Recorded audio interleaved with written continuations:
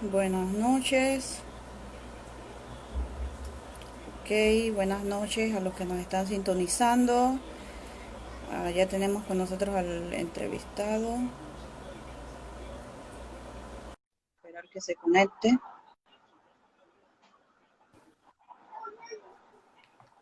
¿Cómo estás, Rita? Hola, ¿qué tal, Alonso? ¿Cómo vamos? Bien, súper. Eh, Vamos a ver si iniciamos. Buenas noches a todos los que nos sintonizan, a todos los que nos acompañan en este live la noche de hoy. Para hoy tenemos una entrevista súper importante y más en los momentos actuales de crisis por la pandemia. Tenemos con nosotros a Alonso Ramos. Alonso es sociólogo, investigador, educador universitario y el día de hoy estaremos conversando con él sobre la desigualdad y la gestión durante la pandemia. Así que te agradecemos, Alonso, que hayas aceptado pues esta invitación.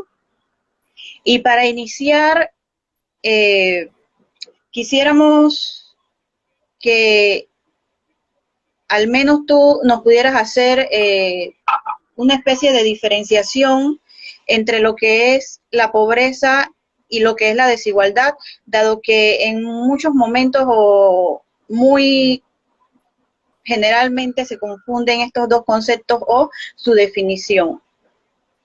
Bueno, gracias, Rita, por la oportunidad y a todos los que están detrás de este proyecto Contacto 507.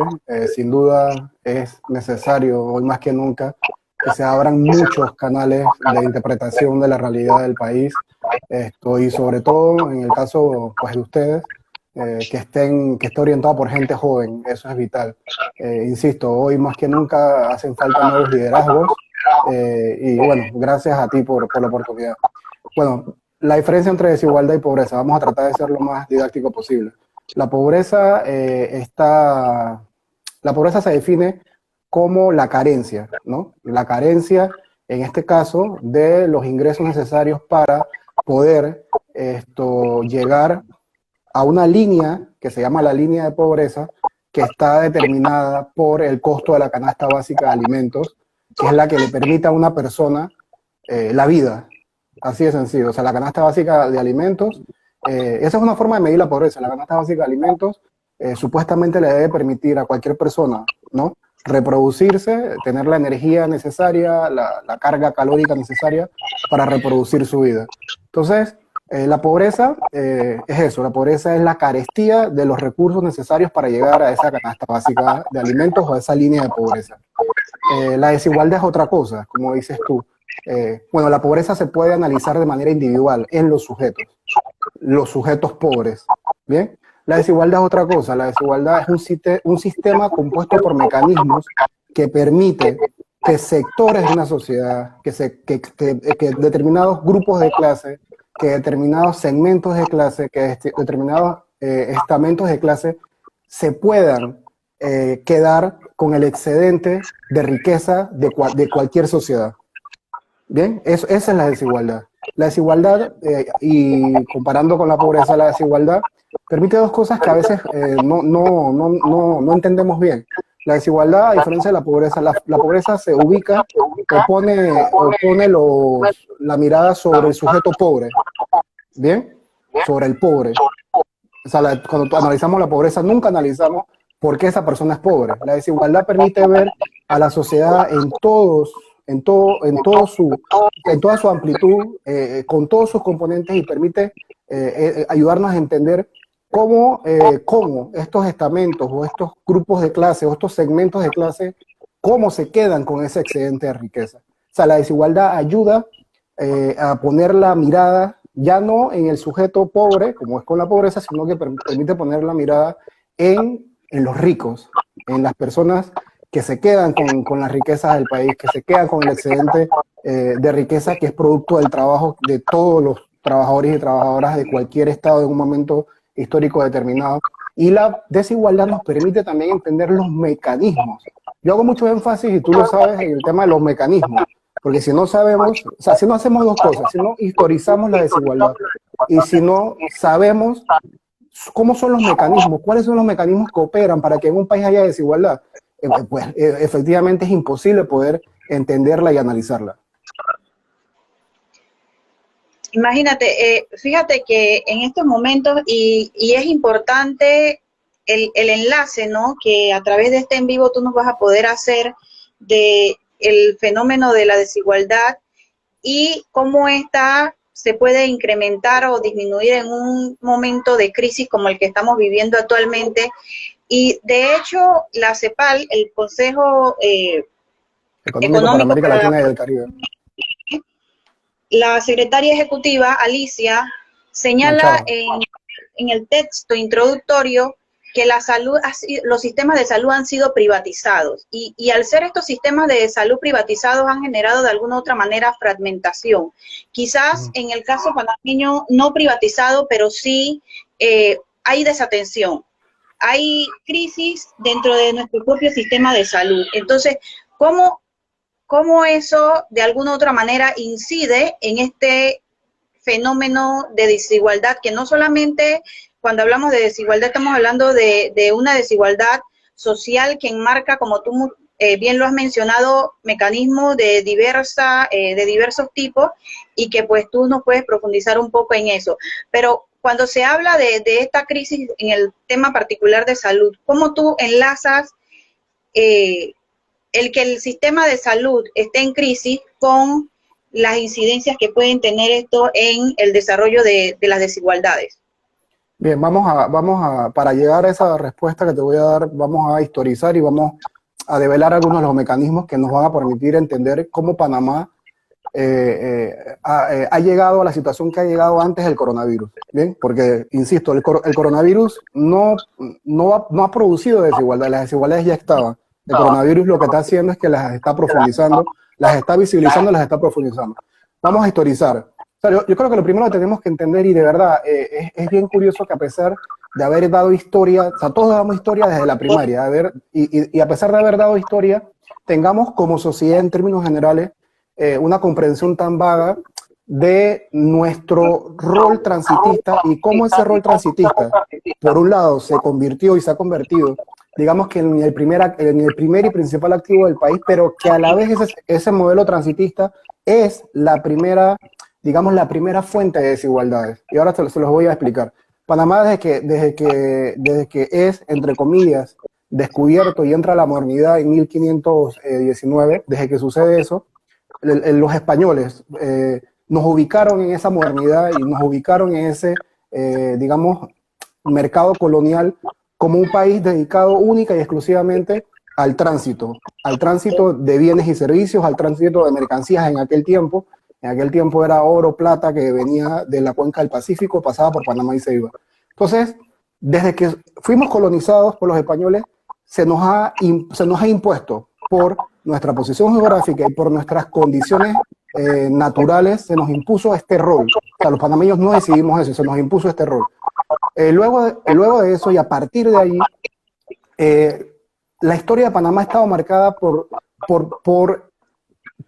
saber o por el Estado que controla esa zona de tránsito. Primero fueron los españoles, después cuando nos vinimos a Colombia fueron los colombianos cedieron el control de la zona de tránsito a una empresa de Estados Unidos, al ferrocarril, al famoso Railroad de Nueva York, que en su momento fue la empresa más rica del mundo, y luego llegaron los Estados Unidos a explotar esa vía de tránsito por casi 150 años. Luego de eso, cuando llegamos al 99 y revierte toda la zona del canal, la disputa por el Estado que controlaba la zona de tránsito se ha convertido en la disputa por los sectores de clase que controlan el gobierno para controlar el Estado y a su vez hacerse de las riquezas del país. O sea, esa es nuestra historia y eso hay que entenderlo. O sea, hay que entender que lo que ha sido nuestro principal activo, nuestro principal commodity, así como los chilenos tienen cobre, así como los mexicanos y los venezolanos tienen petróleo, para nosotros nuestra posición geográfica y su condición natural se convirtió en el principal activo, pero a la vez esta aglomeración o conglomeración de actividades comerciales en esta pequeña franja territorial es lo que ha producido que las otras zonas del país no se desarrollen. O sea, tú vienes de Darién, por ejemplo, tú sabes que o sea, comparativamente hablando, lo que se invierte en Darién es absolutamente nada. Y en su momento Darién fue una de las zonas del país, o uno de los territorios más importantes de Panamá. Entonces, la zona de tránsito y el transitismo, esa formación económica e histórica, económico-social, históricamente dada, es, digamos, nuestra primera fuente o matriz de desigualdad, que es una matriz o fuente de desigualdad territorial, por un lado, pero a la vez es una fuente de desigualdad en términos de las actividades económicas. O sea, insisto, todos los que han controlado el territorio nacional, específicamente la zona de tránsito, han hecho que Panamá solo se dedique a las actividades comerciales vinculadas al tráfico de mercancías y de bienes y servicios, ¿no? Financieros, etcétera. Eso es lo primero. Lo segundo, los mecanismos. Como digo, operan múltiples mecanismos que producen desigualdad. Hay que entender que la desigualdad comienza siendo una desigualdad de ingresos y de riqueza, pero que esa desigualdad de ingresos y riqueza produce digamos, unas multidimensionalidades, ¿no? Entonces, ahí es por eso que hablamos de desigualdad educativa, hablamos de desigualdad en salud, de desigualdad de género, por eso que hablamos de desigualdad étnico-cultural. Entonces, en Panamá en este momento, desde mi punto de vista y a partir de lo que estoy investigando, operan varias desigualdades a la vez. Está la desigualdad de ingresos y de riqueza. Esa ahora la vamos a hablar más adelante. Opera también una desigualdad territorial, ya la dijimos. Todo está concentrado en la zona de tránsito y el resto de los territorios están totalmente en el abandono. Desarrollo desigual y combinado se llama eso. Opera también una desigualdad, se le llaman de género, yo diría de sexo, donde los hombres, producto del patriarcado y del machismo, vamos a decirlo de otra forma, a las mujeres les cuesta el doble y el triple, por distintos motivos, incluyendo que sobre las mujeres recae el trabajo del cuidado, que no es reconocido por la sociedad. Opera una desigualdad intergeneracional. Cuando vamos a ver todos los indicadores de desigualdad y los indicadores socioeconómicos del país, nos damos cuenta que la juventud en este país es la que más está sufriendo, es la que más ha venido sufriendo y es la que más está sufriendo los embates de las políticas neoliberales que se han aplicado después de la invasión. Y hay desigualdad de salud, desigualdad educativa. Sobre el tema de la salud, ¿qué ha pasado con el sistema de salud? Digamos que en algún momento hubo un simulacro o un intento legítimo por establecer un sistema de salud preventivo, comunitario, enfocado más, como digo, en la prevención de la enfermedad y en la anulación de los factores sociales que producen enfermedad, en vez del sistema que tenemos ahora, que es un sistema curativo.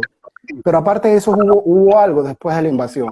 Y es que el sistema público de salud se fue sistemáticamente, siempre estuvo fraccionado, pero se fue fraccionando mucho más y se impulsó una mercantilización del sistema de salud. O sea, tenemos un sistema de salud que tiene dos brazos, la Caja del Seguro Social por un lado y el Ministerio de Salud. La Caja del Seguro Social es la que carga con la salud del país y la sabemos cómo es la estructura de la Caja del Seguro Social. Está compuesta por las aportaciones de los trabajadores, de la patronal y en menor medida del Estado. Entonces, ¿qué ha sucedido? El Estado ha dejado de invertir en salud sistemáticamente después de la invasión y se aperturó, se abrió todo el sistema de salud al sistema privado o a la inversión privada en salud. Entonces, hoy que necesitábamos un sistema de salud público robusto, fuerte, con profesionales de la salud, con trabajadores y trabajadoras de la salud en buenas condiciones, bien pagos, un sistema de salud preventivo, con una fuerza preventiva desde la comunidad, un sistema de salud, digamos, operando de manera más equilibrada a lo largo y ancho del territorio, nos damos cuenta que no tenemos eso. O sea, entonces tenemos un sistema de salud raquítico, famélico, débil, que no tiene capacidad, hay que ser objetivos. El sistema de salud panameño no tiene capacidad para hacerle frente a esta pandemia y de hecho ya en este momento, no lo dicen, pero técnicamente el sistema de salud ha colapsado. No, y incluso ahora que mencionas esto, podríamos hablar hasta de la desigualdad que hay en términos de salud, en cuanto al acceso que tienen unos al sistema como tal y el acceso que tienen otros, que no es lo mismo el acceso que tú puedes tener o que yo puedo tener viviendo en la ciudad al acceso que puede tener alguien, ponte en Jaque, en Darién, en donde el sistema de salud o el hospital o el centro de salud que existe tiene pues las condiciones mínimas para atender y mucho menos va a tener condiciones para atender a personas con COVID o con otra enfermedad con la que el hospital no cuenta con esos mecanismos. Pero hablando un poco de la desigualdad como tal, ¿sientes tú que en estos momentos, qué es lo que hace que sea mayor? ¿Qué es lo que incide en que exista mayor desigualdad en estos momentos? Porque por lo general siempre se habla de que, bueno, que para acabar con la desigualdad hay que generar empleos, que hay que generar ingresos, y siempre viéndolo erradicar o disminuir la desigualdad en términos económicos. Pero más allá de eso, ¿cómo realmente deberíamos verlo? ¿Qué es lo que realmente incide en eso? Y yo te lo digo, y tú me has escuchado esto varias veces, porque compartimos un proceso académico. A mí me llama mucho la atención y me sigue llamando la atención cómo en este país, que es el sexto país más desigual del planeta, no ha habido una sola iniciativa oficial o académica o del tipo que sea destinada a tratar de darle respuesta a la desigualdad en Panamá. No ha habido no hay una comisión ni en el Parlamento, en la Asamblea de Diputados, no hay una comisión del Ejecutivo, no hay nada, no hay una comisión que se dedique a investigar y a tratar de darle respuesta al que para mí es el principal problema del país. Dicho esto, como no estudiamos, como no hay interés, porque desde mi punto de vista no hay interés en saber la raíz de las desigualdades en Panamá y mucho menos darle respuesta, no hay un debate serio en torno a la desigualdad y no podemos ver o no podemos discutir o no podemos reflexionar sobre las medidas que se han tomado en otras latitudes. A ver, vamos a hablar de algunas medidas. Primero, lo primero que tiene que haber en un país para que sea menos desigual es una reforma tributaria. O sea, eso que se llama democracia tributaria o una reforma tributaria. O sea, en Panamá, después de la invasión, ha habido toda una serie de reformas muy pequeñas, pero sostenidas en el tiempo, que han llevado a que el sistema fiscal de Panamá, o el sistema tributario, o el sistema de impuestos, se haya reconfigurado de tal manera a que hoy en Panamá es un sistema que es regresivo, no es un sistema para los que más ganan no son los que más pagan impuestos. Al revés, en Panamá las grandes fortunas, las grandes riquezas no pagan impuestos en este país. Entonces, lo primero que habría que hacer es tener una reforma fiscal de fondo que haga que todas esas grandes multinacionales que vienen aquí, supuestamente con políticas de inversión, de atracción de la inversión extranjera, paguen impuestos. Porque es que con los impuestos es que el Estado puede invertir en programas de salud, en programas de educación, en programas de mejoramiento territorial, etcétera. Entonces, lo primero que habría que hacer es eso. Lo segundo que habría que hacer es analizar a profundidad y reformar el Código de Trabajo. No reformar el Código de Trabajo para favorecer a la patronal y a los empresarios. No. Con la reforma del año 95, y eso es un mecanismo que yo estoy estudiando, el mecanismo del mercado de trabajo. El mercado de trabajo desde el 95 hacia acá se ha convertido en un mercado de trabajo productor de precarización en el empleo. O sea, un mercado de trabajo que no produce empleo, sino que produce trabajo. Y es un trabajo precario, es un trabajo informal, es un trabajo sin las condiciones mínimas necesarias para que esa persona, sea un hombre, sea una mujer, esa persona trabajadora tenga las condiciones de vida dignas. Eso no sucede aquí en Panamá. O sea, el mercado de trabajo es un mercado precarizante. Eso es lo segundo. Bien. Lo tercero, habría que ver también una reforma sustantiva en la tenencia de la tierra. O sea, el sistema de repartición de las tierras en Panamá es un sistema profundamente desigual y concentrante. O sea, hace que las mejores tierras y la mayor cantidad de tierras y las mejores estén en pocas manos. Entonces, también produce mucha informalidad en la tenencia de tierra. Y ese es un grave problema. Por ejemplo, ese problema de la tierra es lo que ha hecho y esto lo recoge muy bien Stanley Hecadon,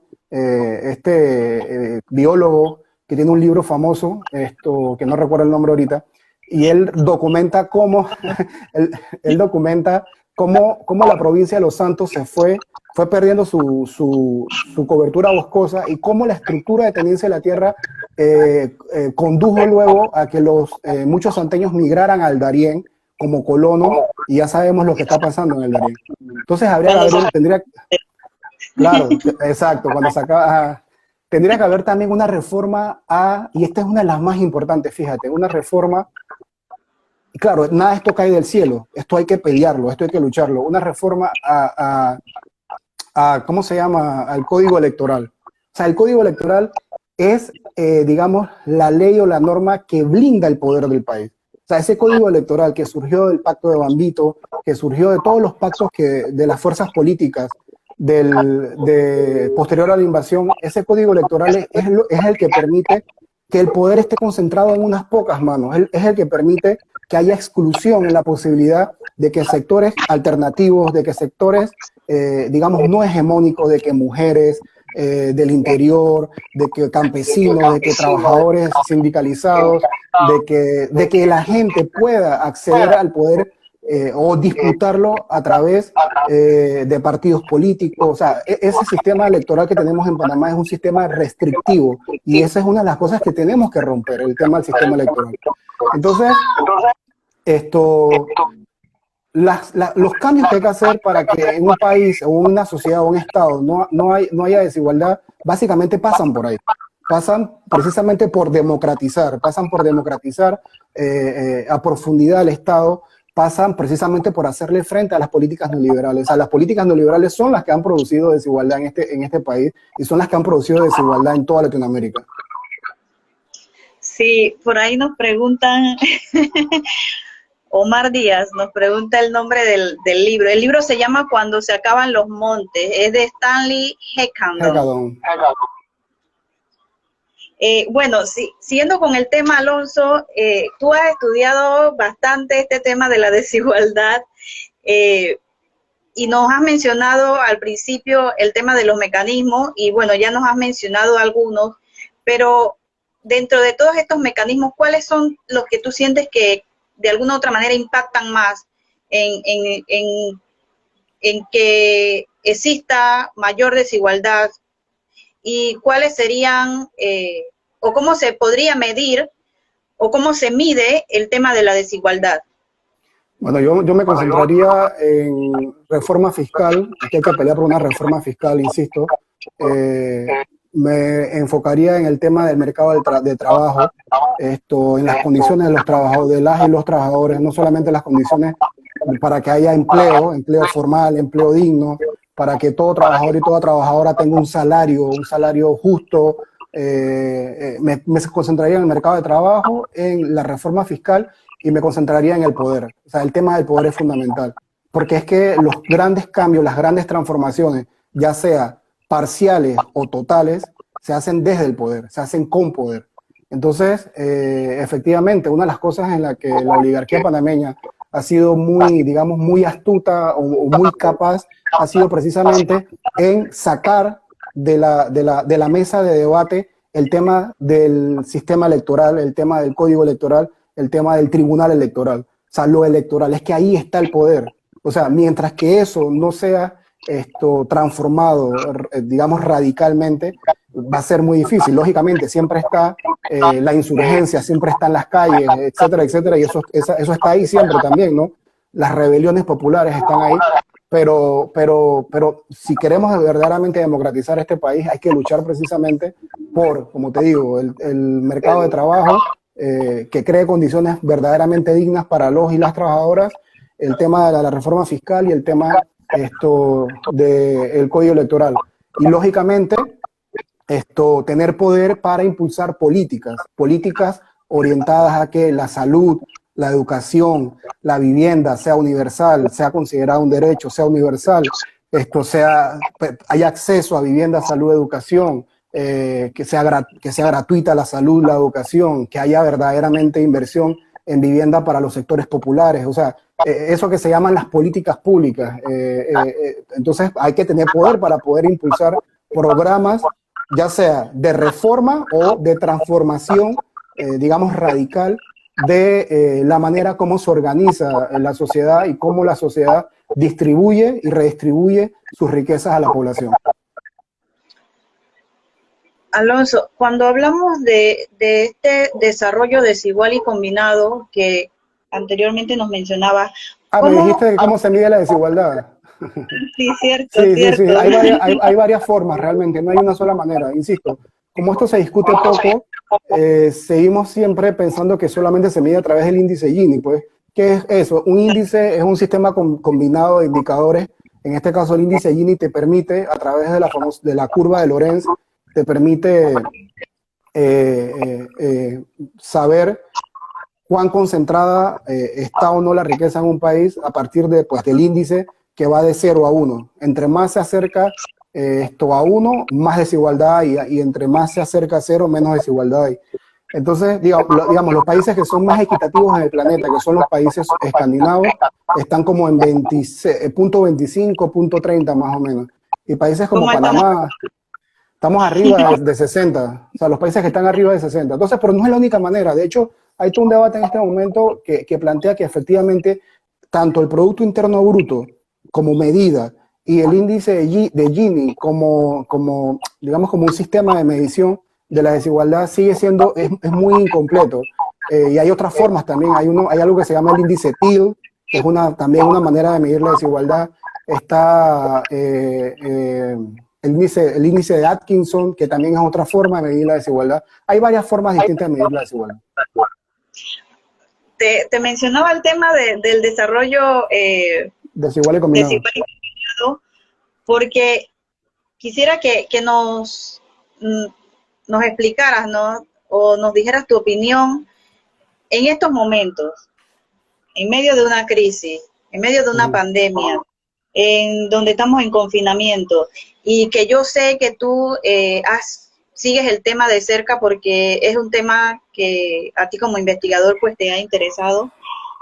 ¿Cómo vemos o cómo vinculamos el tema de la desigualdad con la pandemia en estos momentos? ¿Qué estudios se están haciendo en materia de desigualdad?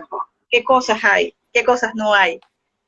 Es que ese es el problema, Rita. Lo que es el principal problema de nuestro país no se atiende. Claro, no se atiende porque atenderlo significaría abrir la caja de Pandora, significaría abrir y mostrarnos y mostrarles a los que han tenido el poder hasta ahora cuál es el tejido de poder y significaría mostrarle a la sociedad los mecanismos que se han utilizado precisamente para que estas élites de la oligarquía panameña, estos sectores del gran empresariado, quedarían al descubierto de cómo se han apoderado las riquezas del país.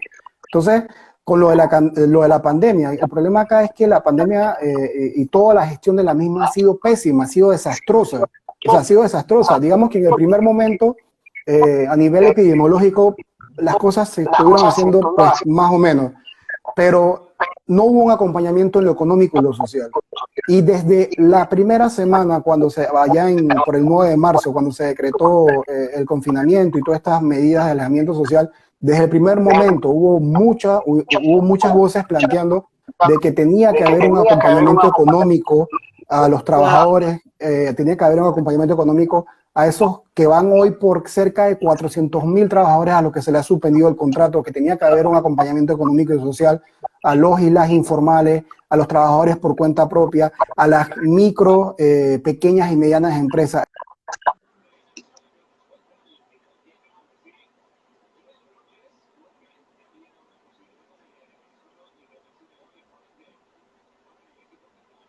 Se nos congeló el expositor.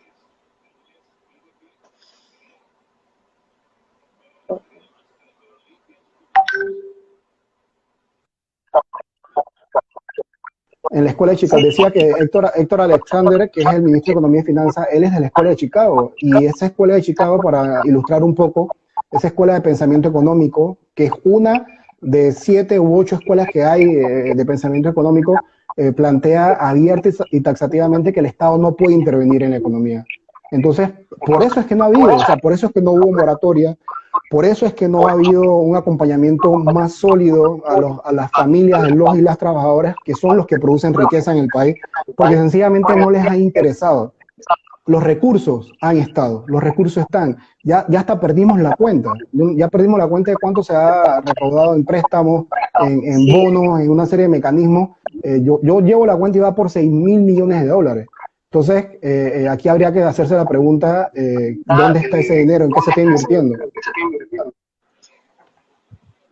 Hay un tema que quizás hemos mencionado en otros live, pero que quizás ahora que tú estás hablando del tema de desigualdad, eh, coge otro eje o tiene otro eje, que es el tema de la desigualdad en la educación.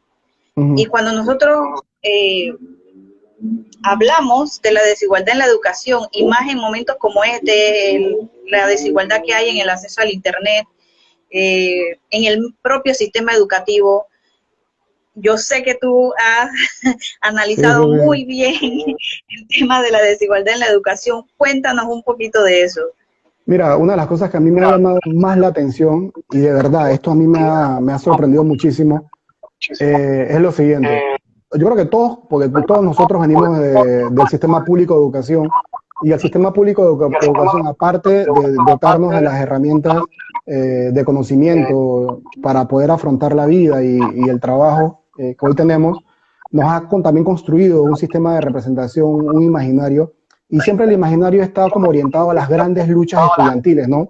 A las grandes luchas estudiantiles, a las grandes luchas de los gremios docentes, no solo ahora, sino desde hace muchas décadas atrás. Entonces, una de las cosas que a mí me sorprendió precisamente fue constatar que desde que somos república, jamás en este país ha habido un sistema de educación digno. Jamás, aquí no hemos tenido nunca un sistema de educación digno y de calidad, jamás, jamás. O sea, y cuando digo un sistema digno y de calidad, partimos desde, digamos, su génesis, que es la inversión en educación. O sea, aquí ningún Estado ha cumplido con los requerimientos mínimos en términos de inversión educativa. El tema del acceso, bueno, en algún momento en los años 70, sobre todo con el torrijismo, supuestamente hubo una universalización en el acceso, pero eso no fue, digamos, del todo cierto tampoco. Entonces, nunca hemos tenido un sistema de educación de calidad. Hemos tenido en algunos momentos algunas escuelas públicas de mucho nivel, el Instituto Nacional, el Liceo de Señoritas, la Normal de Santiago, el Artes y Oficios, el Fermín Nodo. Hemos tenido algunas escuelas de calidad y precisamente de ahí han salido gente muy importante que ha escribido historias grandiosas para nuestro país. Pero eso es lo primero, nunca hemos tenido un sistema educativo verdaderamente garantista del derecho humano a la educación. Nunca lo hemos tenido. Eso es lo primero. Lo segundo, las asimetrías son inmensas, son más inmensas de lo que pensamos. Y la prueba PISA ha ayudado en alguna medida a evidenciar esas asimetrías. No solamente, y yo creo que también tú me has escuchado mencionarlo, con la prueba PISA pudimos ver que quedamos 71 de 77 a nivel global entre los países que fueron evaluados. Pero lo más, digamos, lo más escalofriante es que las escuelas privadas, los estudiantes que fueron evaluados de las escuelas privadas, que eran estudiantes de las escuelas élites, de esas 10, 12, 15, 20 escuelas élites que hay en el país, le sacaron por lo menos 95 puntos de diferencia a las escuelas públicas, ¿no? Entonces, tenemos acá en Panamá un sistema educativo conformado por escuelas públicas y privadas donde la calidad está garantizada, ha estado garantizada a quienes pueden pagar por esa educación. O sea, igual con la salud, se ha ido desmejorando el sistema público de educación, así como se ha desmejorado el sistema público de salud y se ha mercantilizado la educación. O sea, a mí me sorprende, y debería sorprendernos, en Panamá hay más de 700 escuelas privadas. En Finlandia, que es el país con la mejor educación del planeta, o una de las mejores educaciones del planeta, no hay escuelas privadas. O sea, como un país tan pequeño tiene tantas escuelas privadas. Entonces, o sea, la respuesta está ahí. La respuesta a la desigualdad educativa está, por un lado, en la pobre o nula inversión que ha habido a lo largo de la época post-invasión, para no irnos tan lejos, en la desigualdad, ningún gobierno ha invertido. Supuestamente la ley orgánica habla del 6% del Producto Interno Bruto, la ley orgánica de educación habla de que los municipios deben invertir por lo menos el 25% de su presupuesto en educación. Ningún gobierno lo ha hecho, el que más lo ha hecho ha sido 3,8% y ningún municipio invierte en educación, eso es una falacia también. Entonces, no hemos tenido inversión adecuada, por un lado, y la educación ha estado, el sistema educativo ha estado a expensas de la politización, del vaivén político clientelar.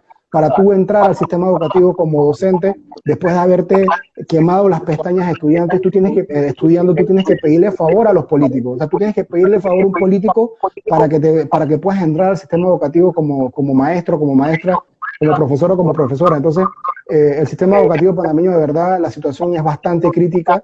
La otra cuestión es que el sistema educativo ha estado desconectado del mercado de trabajo en los países donde hay planificación y donde el desarrollo se planifica participativamente. Mercado de trabajo y sistema educativo van unidos, están en diálogo permanente. O sea, es decir, el país planifica a X cantidad de años y como planificaste a X cantidad de años y dijiste, bueno, vamos a desarrollar el área de Darién, en Darién vamos a poner industrias verdes o ecológicas, en el área del occidente vamos a trabajar esto, Entonces necesitamos esta fuerza de trabajo, necesitamos profesionales en estas áreas. Y ese es el diálogo que hay entre el sistema educativo y el mercado de trabajo. Aquí no se da porque aquí no tenemos un plan de desarrollo. O sea, no hemos tenido plan de desarrollo después de la invasión porque sencillamente, para los neoliberales que llegaron al poder y que han llegado al poder gobierno tras gobierno, quien dicta el norte del Estado panameño es el mercado. El mercado y los dueños del mercado que son la oligarquía de este país, pues. Sí, y que además deja mucho que decir teniendo en cuenta que Panamá forma parte de o es firmante de lo que es la Agenda 2030 y pues uno de los principios es llegar a cumplir cierto desarrollo, pero no tanto a hacer en sí el desarrollo, sino a hacer que ese desarrollo sea sostenible en todos los niveles y en todos los aspectos. Y cuando tú mencionas este tema de la desigualdad en términos de educación o de salud, uno se puede imaginar, ¿no? Y sobre todo en el tema de la salud, esas diferenciaciones que hay entre el sistema de salud público, el sistema de salud privado, el que puede tener acceso a pagarlo, el que no. Y además de eso, y creo que ya lo he mencionado en otros live, el tema de los seguros. Quizás nadie en estos momentos está hablando del papel que juegan los seguros de salud en momentos como los que vivimos actualmente, en donde en muchos países los seguros no cubren ciertas enfermedades o no todas las personas pueden pagar un seguro que cubra las enfermedades. Entonces, eso también, pero bueno, eso ya sería un tema que podría tratarse en otro lugar, porque da para mucho. Yo te quería preguntar, Alonso, ¿cuál es el objetivo o los objetivos que existen para investigar y elaborar políticas públicas que de alguna u otra manera incidan o vayan dirigidas a reducir estas brechas de desigualdad que nosotros tenemos como país? O sea, tú dices que qué debería mover a la sociedad o a los objetivos. ¿Cuáles son los objetivos de investigar, de elaborar políticas públicas para reducir estas brechas de desigualdad? Es que creo que es bastante sencillo de mi óptica. En las sociedades desiguales son sociedades inestables, son sociedades donde el conflicto social es permanente. O sea, el conflicto siempre está, pero en sociedades donde hay mayor inequidad, en sociedades donde hay mayor exclusión, el conflicto social siempre va a estar ahí. En las sociedades desiguales, y esto está bastante investigado también, son sociedades que no son productivas porque efectivamente, o sea, son menos productivas, porque efectivamente el potencial, o sea, todos tenemos un potencial, todos los seres humanos tenemos capacidades y tenemos un potencial, y lo ideal sería que la sociedad se organice de tal manera que ese potencial que tenemos todos y todas pueda ser desarrollado al máximo. Entonces, pero para eso insisto, para eso hay que planificar. Entonces, para investigar sobre la desigualdad o qué debería llevar a que haya políticas públicas, bueno, debería haber como un norte en función de que el desarrollo, esto que tú llamas el desarrollo humano y sostenible, y la potencialidad que tiene una sociedad se pueda llevar al máximo posible. O sea, eso es lo que nos debería, o sea, sociedades menos inequitativas, sociedades menos excluyentes, sociedades menos desiguales, sociedades donde la vida sea el centro de todo, donde el bienestar sea el centro de todo y no el lucro y la ganancia. O sea, eso es lo que nos debería mover. La justicia social es lo que nos debería mover. Nos debería mover también y debería movernos a todos como trabajadores y trabajadoras de que quienes producen la riqueza en cualquier sociedad son los trabajadores. Y esto es una cosa que hay que martillar mucho, ¿no? O sea, quienes producen la riqueza son los trabajadores, es el trabajo. Y efectivamente sociedades como Panamá, que es una sociedad profundamente desigual, quienes viven peor, quienes están en peores condiciones, quienes se enferman más, son los trabajadores precisamente porque precisamente no hay planificación y no hay políticas orientadas a eso. O sea, todo el aparato del Estado panameño se ha dedicado, y así, palabras menos, palabras más, se ha dedicado a mantener el famoso rol transitista del país, ¿no? Y con esto se mantiene un status quo, un orden que efectivamente ha venido favoreciendo a un grupo minúsculo de personas en esta sociedad. Entonces, eso es lo que nos debería mover. Alonso, yo sé que tú has trabajado y trabajas también como gestor cultural. Y trabajando como gestor cultural, ¿cómo ves tú el tema de la desigualdad en el acceso a los lugares públicos para ocio, para deporte, para hacer otro tipo de actividades físicas? Yo lo vería, el tema del vínculo entre cultura y desigualdad lo vería desde tres aspectos. A ver, primero, desde el aspecto del trabajo. Los trabajadores de la cultura en Panamá, o el sector de la cultura en Panamá es uno de los sectores donde hay mayor informalidad. O sea, los trabajadores de la cultura, los trabajadores y las trabajadoras de la cultura en Panamá están en una situación de precariedad muy grande, muy grande. Y en esta crisis del coronavirus, y tú ves que nadie habla de eso, en esta crisis del coronavirus, uno de los sectores más golpeados es el sector de la cultura. Los trabajadores de la cultura están pasando páramo en este momento. Entonces, lo vería por ahí, lo vería por el tema del trabajo, lo vería también por la cuestión vinculada a la exclusión por pertenecer a un determinado colectivo o un determinado grupo étnico-cultural. O sea, la desigualdad en países como Panamá se traduce también en una desigualdad y una exclusión vinculada a si eres negro o negra, o si eres indígena, o ahora más recientemente a si eres migrante, ¿no? Entonces también un país con las características multiculturales como las de Panamá, esas características multiculturales no se potencian precisamente porque hay una visión muy estrecha, que ha, digamos, construido unos imaginarios en torno a que la población indígena, la población indígena y la población afrodescendiente son. O sea, que no quiero tampoco repetir los epítetos que hay. Y eso se ha construido, o sea, se ha construido una narrativa en torno a eso. Y yo pienso que lo de la pandemia y posterior a la pandemia, debemos trabajar de manera muy consciente en romper esos esquemas mentales y esas matrices de interpretación que han estigmatizado a la población indígena y a la población negra de Panamá.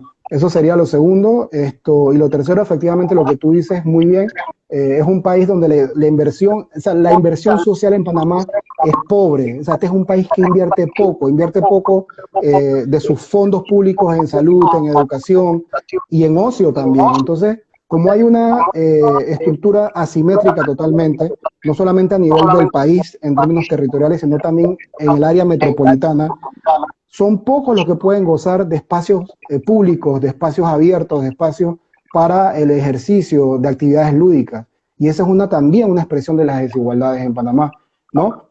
Y es un poco jocoso esta cuestión, o es una tragicomedia, que se dice, bueno, puedes salir 2 horas al día y aprovecha y vete a caminar a un parque, pero digo, ¿a qué parque tú vas a ir? ¿A qué parque tú vas a ir allá en Pedregal? O sea, ¿o a qué parque va a ir la gente que vive en las Garzas de Pacora o que vive en Chepo, o, bueno, no sé en Chepo, o en San Miguelito, en Cerro Cocobolo, en el Valle de Urracá? O sea, ¿a qué parque vas a ir? ¿A qué espacio público vas a ir? ¿A hacer ejercicio y a compartir con tu familia? Eso no existe. Entonces, por eso te digo, la desigualdad en Panamá es tan, pero tan profunda y es tan dañina, ha sido tan dañina que precisamente hasta eso le han negado a los trabajadores, hasta eso nos han robado. O sea, el derecho a respirar aire fresco, a tener espacios de distracción, hasta eso nos los roban. Sí, sí, y imagínate que incluso te dicen que vayas a un parque, pero te quitan el parque, o crean otro proyecto en donde antes había un parque, entonces todo eso va generando, como bien tú lo mencionas, el tema de la desigualdad. Yo quisiera que ya un poco para ir ya finalizando el live, tú nos dieras, por así decirlo, tus conclusiones o tus recomendaciones en cuanto al manejo del tema de las desigualdades, pues, y más en medio de esta pandemia que vivimos y confinamiento al que estamos sometidos. Mira, yo lo diría de la siguiente forma, de los sectores que tienen el poder en el país, no podemos esperar que haya una solución o una salida a la desigualdad. A la desigualdad de ingresos y de riqueza y efectivamente a la desigualdad multidimensional que hemos hablado, educación, salud, de género, étnico-cultural, intergeneracional. No va a haber salida, o sea, la salida tenemos que conquistarla, así como a finales del siglo XIX, inicios del siglo XX, los trabajadores organizados, los mártires de Chicago, los trabajadores organizados en el mundo, se movilizaron, se organizaron para conquistar los derechos que hoy tenemos todavía, que tenemos vigentes, jornadas de 8 horas y una serie de conquistas que todavía tenemos y que nos las han querido arrancar los trabajadores y las trabajadoras, los ciudadanos, los que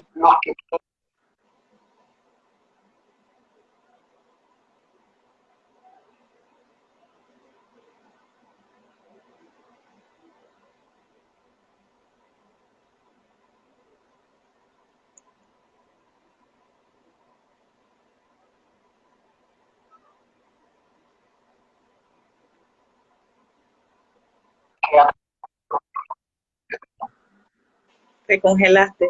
me congelé, chuleta. Bueno, sí, eso. Hay que tener organización, hay que tener poder, hay que tener organización para tener poder. Y teniendo organización y teniendo poder, hay que ir a la conquista del Estado para poderlo transformar. O sea, quiero dejar este mensaje. Estos problemas que tenemos de desigualdad no lo van a solucionar, no les interesa solucionarlos a los que tienen el poder, no les interesa. Entonces hay que tener una propuesta o muchas propuestas alternativas que vengan de distintos sectores del campo, de la ciudad, hombres, mujeres, jóvenes. Estamos en el mes del Pride, la gente de la comunidad LGBT, todos, o sea, todos los que hoy estamos excluidos, o sea, todos los que estamos excluidos, todos los que no somos sectores, somos hegemónicos, tenemos que luchar por un proyecto alternativo que organizadamente conquiste poder para transformar el Estado. Si no se transforma el Estado, las desigualdades no van a desaparecer. Ningún millonario de este país, ningún Mota, ningún Eleta, ningún Humbert, ninguna de esos miembros de esas familias que han sido los dueños de Panamá, se van a quitar la riqueza y van a decirnos, ay, tómenla ustedes, se la vamos a regalar, se la vamos a redistribuir. Es falso, hay que luchar por tener poder.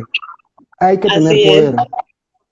Y bueno, quiero dejarlo, y desde la academia, porque también pues parte de la iniciativa de esta conversación es porque Rita y yo formamos parte de un programa de maestría en investigación social. Yo creo que también como académicos, como miembros o como parte de una institución pública como es la Universidad de Panamá, tenemos una doble responsabilidad. Yo pienso que tenemos que devolverle a la sociedad todo lo que nos ha dado.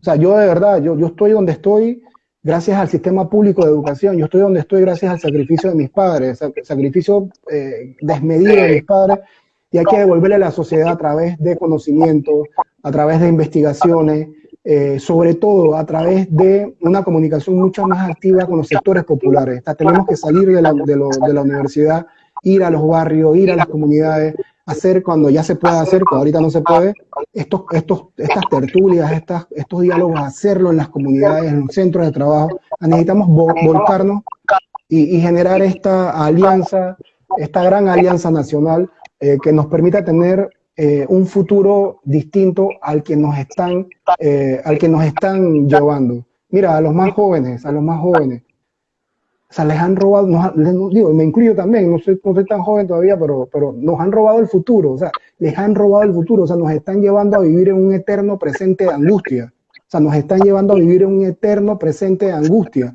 de la angustia de levantarte todos los días y mamarte 2 horas de tranque, la angustia de ver si te alcanza el salario y si llegas a la quincena, la angustia de ver si puedes comer dignamente, y llevarle comida digna a tus hijos, la angustia de pagar la luz, el agua, el teléfono, la angustia de no poder tener las deudas, tener tu propia... O sea, vivimos en un presente permanente de angustia y tenemos que romper eso. Tenemos que tomar el poder. Así mismo es. Oye, te agradezco mucho, agradecemos al profesor universitario, especialista en ciencias sociales, luchador social, gestor cultural, profesor Alonso Ramos, por aceptar esta invitación a Contacto 507, agradecerles a ustedes que nos sintonizan en cada live, que se unen a esta reflexión por medios virtuales y a solicitarles, pedirles que sigan la agenda de Contacto 507, vienen muchas más entrevistas, otros temas que son de interés y que quizás en otros espacios no vamos a ver que se hable de ello, así que te agradezco mucho, Alonso, agradecimiento a los compañeros que nos sintonizan y a los compañeros de Contacto 507 por la oportunidad. Hasta pronto. Chao, un abrazo.